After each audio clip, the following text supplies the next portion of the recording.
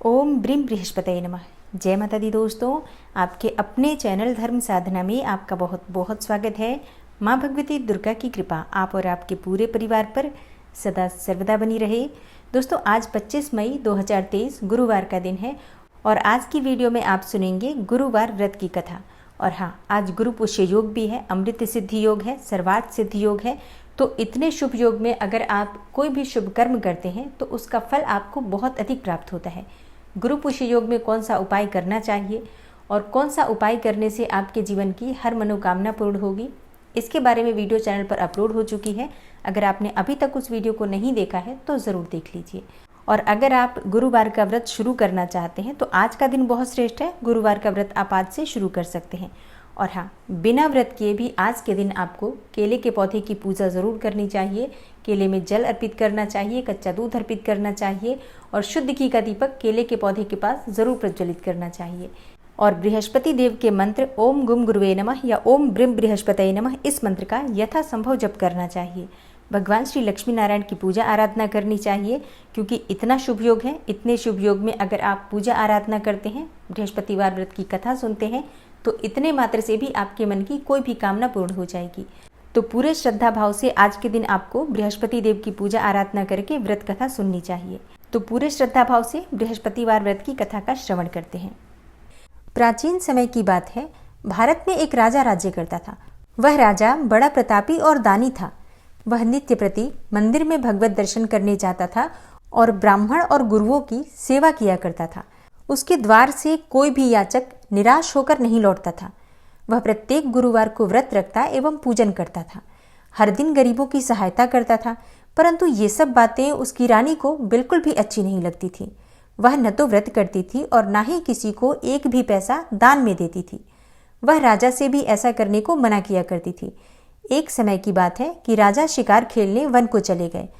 उस समय घर पर सिर्फ रानी और दासी थी। उस समय भगवान बृहस्पति देव साधु का वेश धारण करके राजा के दरवाजे पर भिक्षा मांगने आए। साधु ने रानी से भिक्षा मांगी तो वो कहने लगी, हे साधु महाराज, मैं इस दान और पुण्य से तंग आ गई हूँ। इस कार्य के लिए तो मेरे पतिदेव ही बहुत हैं। अब आप ऐसी कृपा करें कि सारा धन नष्ट हो जाए तथा मैं आराम से रह सकूं। तब साधु रूपी बृहस्पति देव ने कहा, हे देवी, तुम तो बड़ी विचित्र हो। संतान और धन से कोई दुखी नहीं होता है, इसको तो सभी चाहते हैं। पापी मनुष्य भी पुत्र और धन की इच्छा करते हैं। अगर तुम्हारे पास धन अधिक है तो भूखे मनुष्यों को भोजन कराओ, प्याऊ लगवाओ, ब्राह्मणों को दान दो, धर्मशालाएं बनवाओ, कुआं, तालाब, बावड़ी, बाग बगीचे आदि का निर्माण कराओ तथा निर्धनों की कुंवारी कन्याओं का विवाह करवाओ। साथ ही यज्ञ आदि करो। इस प्रकार के कर्मों से आपके कुल का और आपका नाम परलोक में भी सार्थक होगा एवं तुम्हें भी स्वर्ग की प्राप्ति होगी। परंतु रानी साधु की इन बातों से खुश नहीं हुई। उसने कहा, हे साधु महाराज, मुझे ऐसे धन की आवश्यकता नहीं जिसको मैं अन्य लोगों को दान देती फिरूं तथा जिसको रखने और संभालने में ही मेरा सारा समय नष्ट हो जाए। साधु ने कहा, हे देवी, यदि तुम्हारी ऐसी ही इच्छा है तो जैसा मैं तुम्हें बताता हूँ तुम वैसा ही करना। बृहस्पतिवार के दिन घर आंगन को गोबर से लीपना, अपने केशों को पीली मिट्टी से धोना, केशों को धोते समय स्नान करना, राजा से कहना वह हजामत करवाए, भोजन में मांस मदिरा खाना और कपड़े धोबी के यहाँ धुलने देना। इस प्रकार से 7 बृहस्पतिवार करने से तुम्हारा सारा धन नष्ट हो जाएगा। यह कहकर साधु महाराज रूपी बृहस्पति देव अंतर्ध्यान हो गए। रानी ने साधु के कहने के अनुसार 7 बृहस्पतिवार तक उसी प्रकार से करने का विचार किया और साधु के बताए अनुसार कार्य करते हुए केवल 3 बृहस्पतिवार ही बीते थे कि उसकी समस्त धन संपत्ति नष्ट हो गई। भोजन के लिए दोनों समय परिवार तरसने लगा तथा सांसारिक भोगों से दुखी रहने लगा। तब राजा रानी से कहने लगा कि हे रानी, तुम यहाँ पर रहो, मैं दूसरे देश को जाता हूँ, क्योंकि यहाँ पर मुझे सभी मनुष्य जानते हैं, इसलिए मैं यहाँ पर कोई काम नहीं कर सकता। मैं अब परदेश जा रहा हूँ, वहाँ कोई काम धंधा करूँगा, शायद हमारे भाग्य बदल जाएं। ऐसा कहकर राजा परदेश चला गया। राजा वहाँ जंगल से लकड़ी काट कर लाता और शहर में बेचता। इस प्रकार अपना जीवन व्यतीत करने लगा। इधर राजा के बिना रानी और दासियां दुखी रहने लगी। किसी दिन भोजन मिलता और किसी दिन जल पीकर ही रह जाती। एक समय रानी और दासियों को 7 दिन बिना भोजन के व्यतीत करने पड़े। तो रानी ने अपनी दासी से कहा, हे दासी, यहाँ पास ही के नगर में मेरी एक बहन रहती है, वह बड़ी धनवान है। तू उसके पास जा और वहाँ से 5 सेर बेझर मांग कर ले आ, जिससे कुछ समय के लिए गुजारा हो जाएगा। दासी रानी की बहन के पास गई, लेकिन रानी की बहन उस समय पूजा कर रही थी और उस दिन बृहस्पतिवार का दिन था। दासी ने रानी की बहन से कहा, हे रानी, मुझे आपकी बहन ने भेजा है, मुझे 5 सेर बेझर दे दो। दासी ने ये बात अनेकों बार कही, परंतु रानी की बहन ने कोई भी उत्तर नहीं दिया, क्योंकि वो उस समय बृहस्पतिवार की कथा सुन रही थी। जब दासी को रानी की बहन से कोई उत्तर नहीं मिला तो वो बहुत दुखी हुई, उसे क्रोध भी बहुत आया।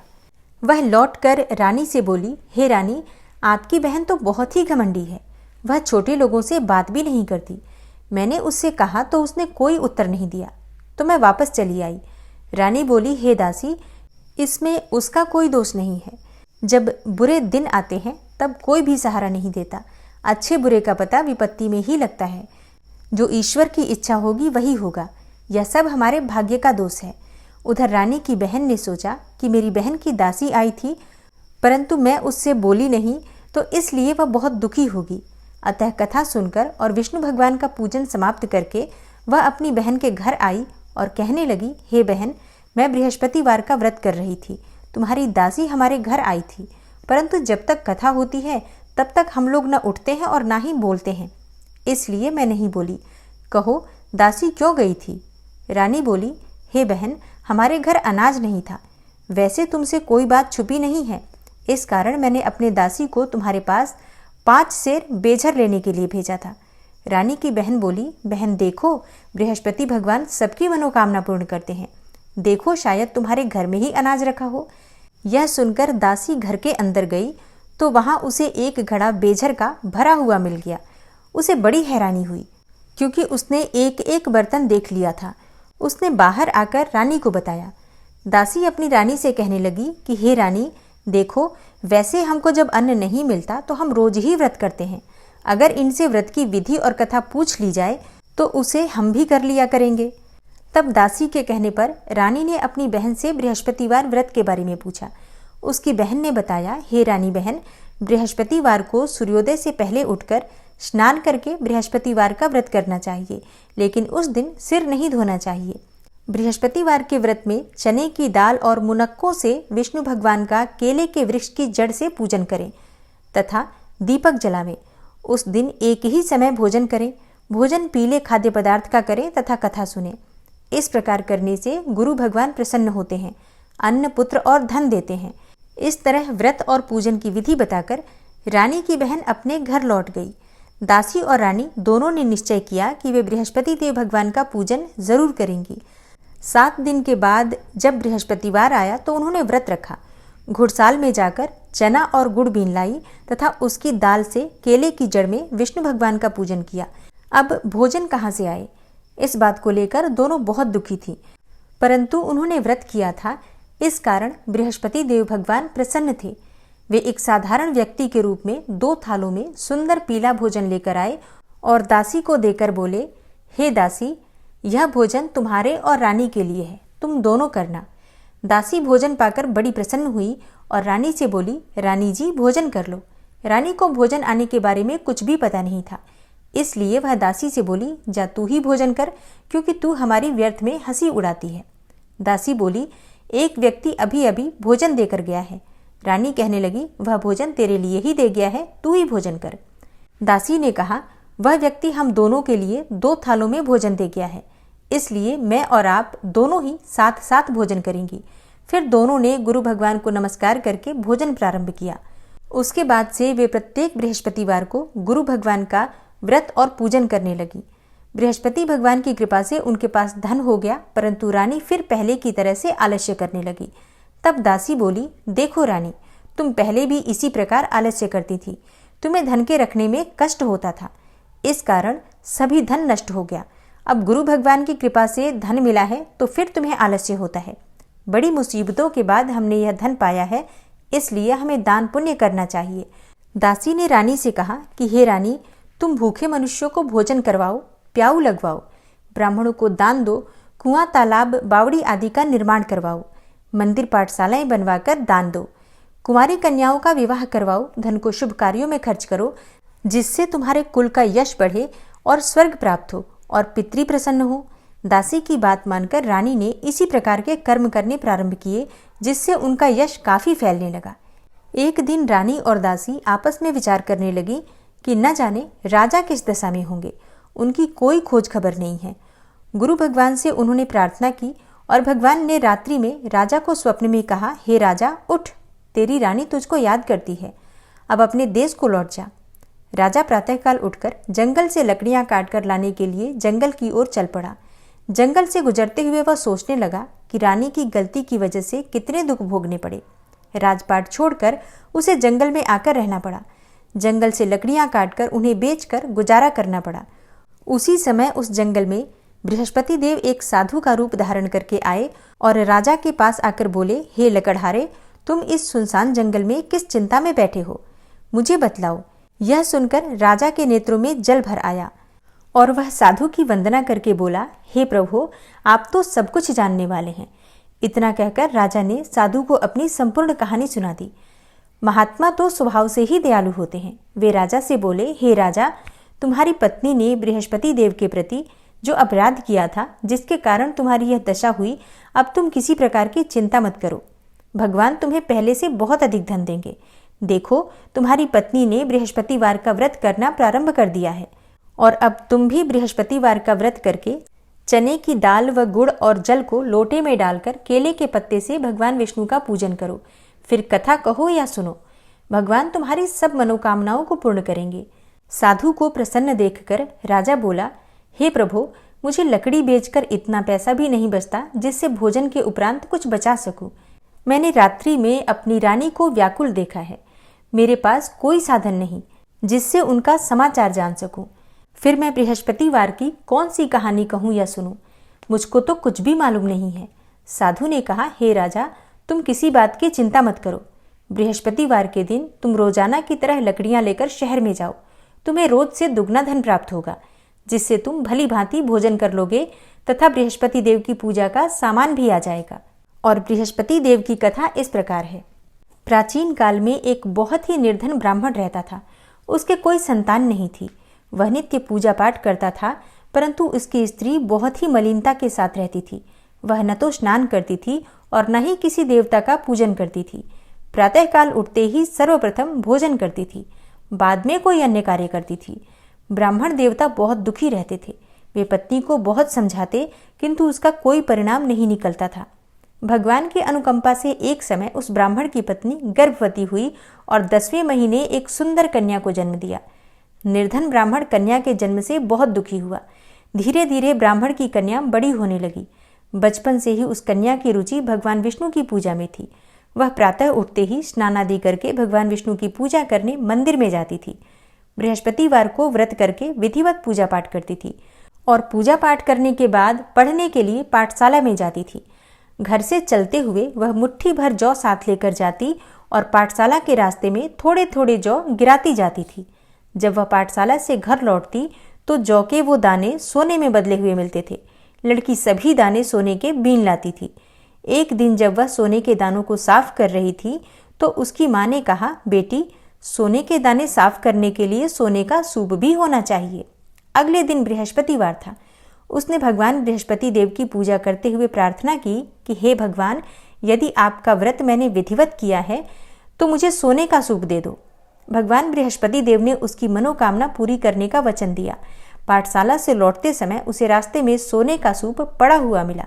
घर लौटकर सोने का सूप अपनी माँ को दिखाकर वह सोने के दाने साफ करने लगी। उसी समय नगर का राजकुमार उसके घर के पास से गुजरा। उस सुंदर लड़की को सोने के सूप में जौ साफ करते देखकर राजकुमार उस पर मोहित हो गया। महल में लौटकर राजकुमार ने राजा से उस लड़की से विवाह करने की इच्छा प्रकट की। तो राजा ने ब्राह्मण को महल में बुलाकर राजकुमार से उस लड़की के विवाह की बात कही। ब्राह्मण तैयार हो गया। धूमधाम से उस लड़की का विवाह राजकुमार से हो गया। दुल्हन बनकर ब्राह्मण की लड़की महल में चली गई। लड़की के जाने से ब्राह्मण फिर से निर्धन हो गया। उसे कई कई दिन भोजन भी नहीं मिलता था। बहुत दुखी होकर ब्राह्मण एक दिन अपनी लड़की के पास गया। अपने पिता से निर्धनता का समाचार सुनकर उसे बहुत सा धन देकर पिता को विदा किया उस धन से ब्राह्मण के कुछ दिन तो आराम से गुजर गए, लेकिन जल्दी ही फिर से भूखों मरने की हालत हो गई। ब्राह्मण अपनी लड़की से धन लेने के लिए फिर महल में पहुंचा। लड़की ने पिता की बुरी हालत देखकर कहा, पिताजी, आखिर कब तक आप मुझसे धन लेकर जीवन यापन करेंगे? आप कोई ऐसा उपाय क्यों नहीं करते जिससे कि आपका घर धन संपत्ति से भर जाए? ब्राह्मण ने कहा, मैंने तेरी माँ को बहुत समझा लिया, पर उसकी समझ में कुछ भी नहीं आता। उसका फूहड़पन नष्ट हो तो घर की निर्धनता भी दूर हो जाए। तब कुछ सोचकर लड़की ने पिता से कहा, हे पिताजी, आप कुछ दिनों के लिए माँ को मेरे पास छोड़ जाओ। तब कुछ सोचकर ब्राह्मण पत्नी को लड़की के पास महल में छोड़ आया। लड़की ने अपनी माँ से कहा, माँ, तुम कल प्रातःकाल उठकर स्नानादि करके भगवान बृहस्पति देव का यानी कि विष्णु जी का पूजन अवश्य करना। पूजा करने से तुम्हारी निर्धनता अवश्य ही दूर हो जाएगी। लेकिन उसकी माँ ने उसकी कोई बात नहीं मानी। तब क्रोधित होकर लड़की ने अपनी माँ को एक कक्ष में बंद कर दिया। सूर्योदय के समय माँ को उठाकर जबरदस्ती उसे स्नान कराया, फिर मंदिर में ले जाकर भगवान बृहस्पति देव की पूजा कराई। कुछ दिनों तक ऐसा करने से माँ की बुद्धि में परिवर्तन हुआ और वह स्वयं ही बृहस्पतिवार का व्रत रखने लगी। उसके व्रत रखने से ब्राह्मण के घर में भगवान विष्णु की अनुकंपा से धन की वर्षा होने लगी। दोनों पति पत्नी धन संपत्ति पाकर आनंद पूर्वक जीवन यापन करते हुए विष्णु धाम को चले गए। लकड़हारा बने राजा ने उन साधु से भगवान बृहस्पति देव की यह कथा सुनकर बृहस्पतिवार का व्रत करके भगवान विष्णु की पूजा की। उस दिन से उसके सभी क्लेश दूर हो गए। लेकिन अगले बृहस्पतिवार को कामकाज में अधिक व्यस्त रहने के कारण उसने भगवान बृहस्पति देव का व्रत नहीं किया। भगवान बृहस्पति देव लकड़हारे से क्रोधित हो गए और उसे भूल की सजा दी। उस दिन नगर के राजा ने नगर में घोषणा करके सबको सूचित किया कि प्रत्येक नागरिक मेरे महल में भोजन करने आए। जो नहीं आएगा उसे अपराधी मानकर भारी दंड दिया जाएगा। लकड़हारा बने राजा ने उस नगर के राजा की घोषणा तो सुनी, लेकिन जंगल से लकड़ी काटकर लाने और उन्हें बेचने में देर हो जाने के कारण वह समय पर महल में भोजन करने नहीं जा सका। अतः राजा के सैनिक उसे पकड़कर महल में ले गए। राजा ने उसे महल के एक कक्ष में बिठाकर भोजन कराया। उस कक्ष में एक खूंटी पर रानी का सोने का हार लटका हुआ था। लकड़हारा अकेला उस कक्ष में भोजन कर रहा था। तभी उसने एक आश्चर्यजनक घटना घटती देखी। देखते ही देखते वह खूंटी हार को निगल गई। थोड़ी देर के बाद राजा ने हार को गायब देखा तो लकड़हारे को कारावास में डलवा दिया। लकड़हारा मन ही मन अपने भाग्य को कोसने लगा। तभी उसे जंगल में मिले साधु का स्मरण हो आया। थोड़ी देर बाद में भगवान बृहस्पति देव सन्यासी के रूप में उसके सामने प्रकट हुए और कहा, हे लकड़हारे, तूने बृहस्पतिवार के दिन भगवान बृहस्पति देव की पूजा नहीं की, इसी कारण तुम्हें कष्ट हुआ है। लेकिन अब तुम चिंता मत करो। बृहस्पतिवार के दिन कारागार के दरवाजे पर तुम्हें कुछ पैसे पड़े हुए मिलेंगे। उन पैसों से भगवान बृहस्पति देव का व्रत करके उनकी पूजा करोगे तो तुम्हारे सारे दुख नष्ट हो जाएंगे। बृहस्पतिवार के दिन दरवाजे पर पड़े मिले पैसों से चने और गुड़ मंगाकर लकड़हारे ने बृहस्पतिवार की कथा कही तो भगवान बृहस्पति देव ने प्रसन्न होकर उस नगर के राजा को स्वप्न में लकड़हारे को कारागार से मुक्त करने का आदेश दिया। सुबह राजा ने अपने कक्ष में आकर देखा तो खूंटी पर रानी का हार टंगा हुआ था। राजा ने लकड़हारे को मुक्त कर दिया और उसे धन और आभूषण देकर विदा किया। लकड़हारा बना राजा उस नगर से चलकर अपने नगर में पहुंचा तो उस नगर में कुएं, धर्मशाला, बाग बगीचे देखकर बहुत प्रसन्न हुआ। राजा ने किसी से पूछा, ये कुएं, धर्मशालाएं किसने बनवाई हैं? सबने उसे बताया कि ये सब रानी और उसकी दासी ने बनवाए हैं। राजा महल में पहुंचा तो रानी ने उसका भव्य स्वागत किया। तब राजा ने निश्चय किया कि सप्ताह में एक बार तो सभी बृहस्पति देव का व्रत तथा पूजन करते हैं, परंतु मैं प्रतिदिन व्रत किया करूंगा तथा दिन में 3 बार कथा कहा करूंगा। अब राजा हर समय दुशाले में चने की दाल बांधे रहता था तथा दिन में 3 बार बृहस्पति देव की कथा कहता। कुछ दिनों के बाद राजा को अपनी बहन की याद आई। एक दिन घोड़े पर सवार होकर राजा अपनी बहन से मिलने चल दिया। अभी राजा नगर के बाहर पहुंचा ही था कि उसने कुछ लोगों को एक शव को ले जाते हुए देखा। राजा को स्मरण हो आया कि आज उसने किसी को बृहस्पतिवार की कथा नहीं सुनाई। राजा ने उन लोगों को रोक कर कहा, हे भाइयों, आप सबको ले जाने से पहले मुझसे बृहस्पतिवार की कथा सुन लें। लोगों ने राजा पर क्रोधित होते हुए कहा, तुम पागल तो नहीं हो? लेकिन कुछ बड़े बूढ़े लोगों ने कहा, अच्छा भाई, साथ में चलते चलते तुम अपनी कथा भी सुना लो। राजा ने चलते हुए आधी कथा ही सुनाई थी कि शव हिलने लगा। राजा की पूरी कथा सुनाते ही शव उठकर बैठ गया। लोगों ने हैरानी से दांतों तले उंगली दबाई और अगले बृहस्पतिवार से भगवान बृहस्पति देव का व्रत करने तथा कथा सुनने का निश्चय कर लिया। घोड़े पर सवार होकर राजा चलते हुए एक किसान के पास पहुंचा। किसान अपने खेत में हल चला रहा था। राजा ने कहा, अरे भाई, मुझसे बृहस्पतिवार की कथा सुन लो। किसान झुंझला कर बोला, जब तक मैं तेरी कथा सुनूंगा तब तक तो मैं 4 हरैया जोत लूंगा। जा अपनी कथा किसी और को सुनाना। राजा निराश होकर चलने लगा। तभी किसान के बैल लड़खड़ा कर जमीन पर जा गिरे और किसान के पेट में भी बड़े जोरों का दर्द होने लगा। उस किसान की पत्नी जब खाना लेकर आई तो उसने किसान से इस बारे में पूछा और किसान ने घुड़सवार की पूरी कहानी कह सुनाई। किसान की पत्नी दौड़ती हुई राजा के पास पहुंचकर हाथ जोड़कर बोली, भैया, मैं तुम्हारी कथा सुनने को तैयार हूं, लेकिन तुम अपनी कथा मेरे खेत पर चलकर ही कहो।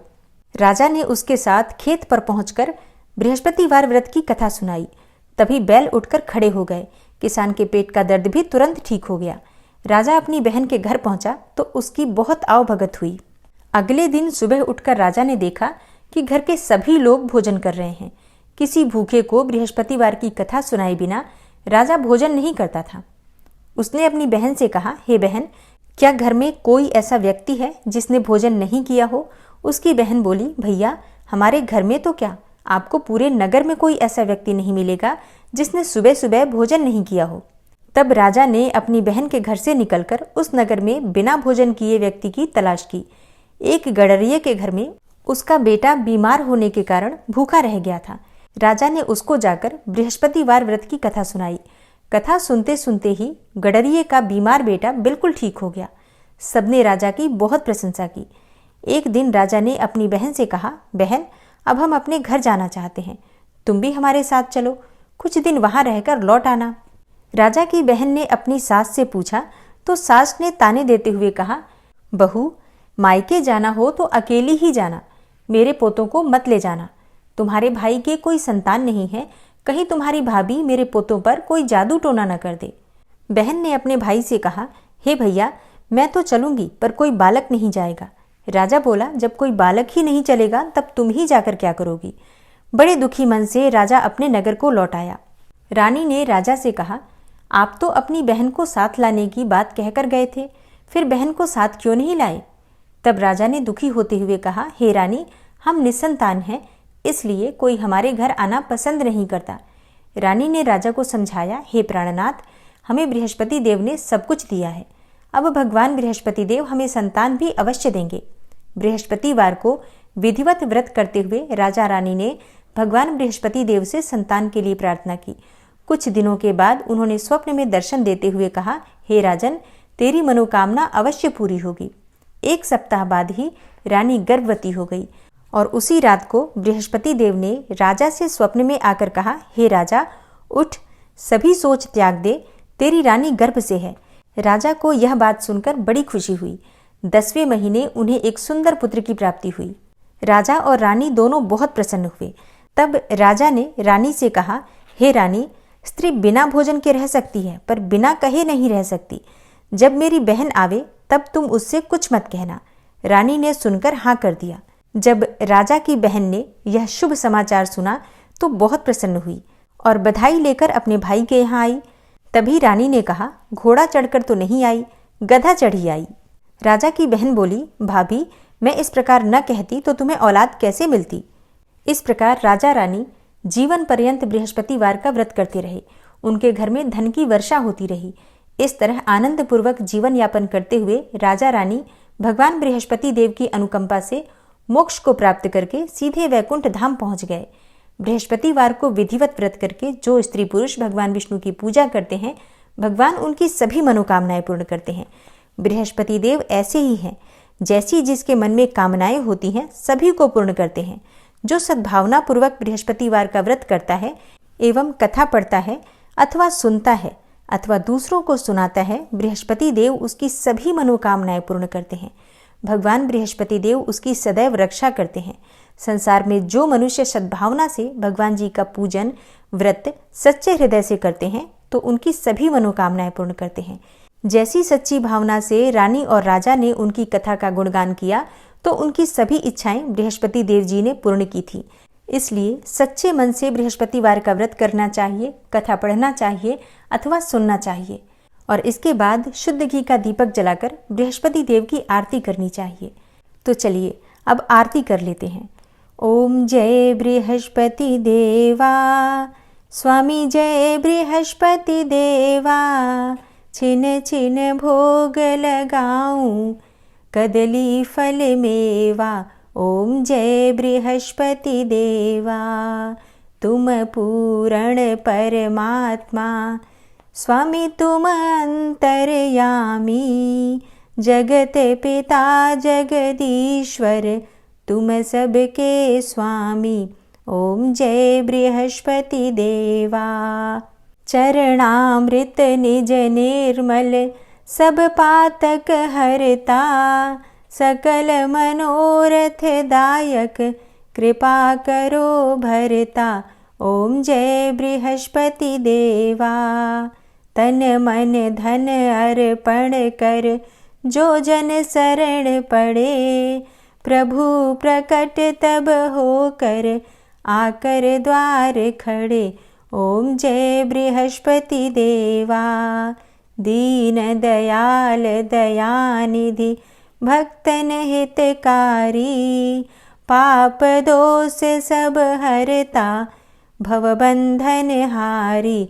ओम जय बृहस्पति देवा, सकल मनोरथ दायक, सब संशय हारी, विषय विकार मिटाओ, संतन सुखकारी। ओम जय बृहस्पति देवा, जो कोई आरती तेरी प्रेम सहित गावे, ज्येष्ठानंद आनंदन सो निश्चय पावे। ओम जय बृहस्पति देवा। और अब सच्चे मन से श्रद्धा भाव से प्रेम से जयकारा लगाइए। बृहस्पति भगवान की जय, श्री लक्ष्मी नारायण की जय। जय जय श्री कृष्णा, जय श्री राधे। दोस्तों आज की वीडियो आपको कैसी लगी कमेंट बॉक्स में ज़रूर बताइए और अच्छी लगी हो वीडियो तो लाइक करके और शेयर भी ज़रूर कीजिए। और चैनल पर पहली बार आए हैं, अगर अभी तक आपने चैनल को सब्सक्राइब नहीं किया है तो आज की वीडियो अगर आपको अच्छी लगे तो चैनल को सब्सक्राइब करके बेल आइकन को ज़रूर प्रेस कर लीजिए। इससे ये होगा कि इस चैनल पर जो नई वीडियो अपलोड होंगी उनकी नोटिफिकेशन आपको सही समय पर प्राप्त होगी। मिलती हूँ मैं आपसे अगली वीडियो में, तब तक के लिए नमस्कार।